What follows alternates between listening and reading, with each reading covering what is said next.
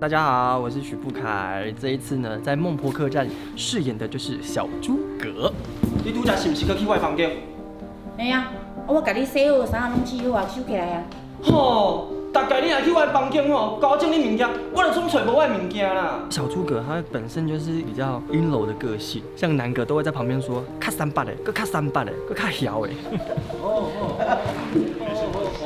我相信观众看到之后会觉得，哇，富凯怎么会是这样子的一个表现方式？但是我那时候在读本的时候，我就对小诸葛讲话的方式、动作都已经有在脑海里面深根蒂固了。原来你是水鬼哦！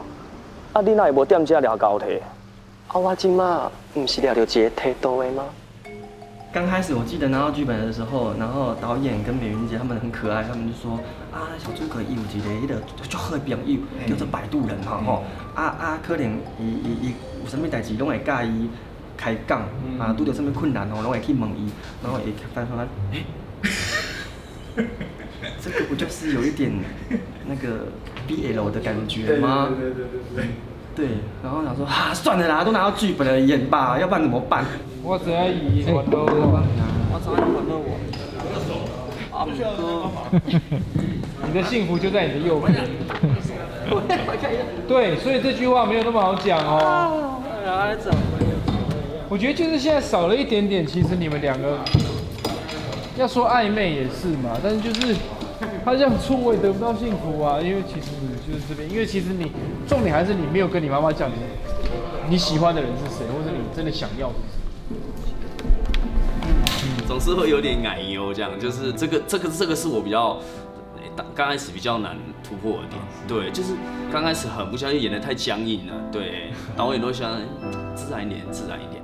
我蛮谢谢小诸葛跟摆渡人这两个角色，他们愿意去告诉世人说，其实每个人都有谈恋爱、都有谈爱情的一个权利。然后跟美秀姐啦、妈妈不能跟她讲喜欢的人，那我怎么办呢？那她也希望我结婚，然后又带着遗憾去喝汤。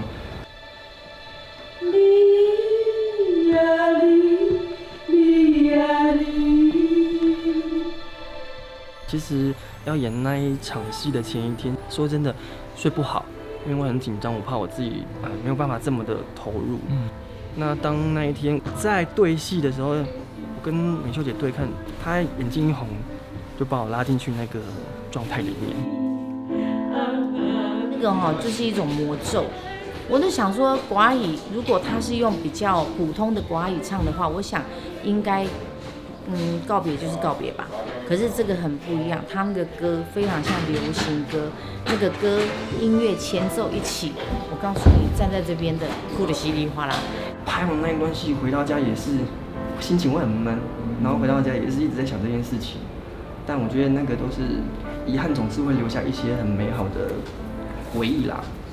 对，所以我也希望就是说跟大家讲，其实爱是平等的，对。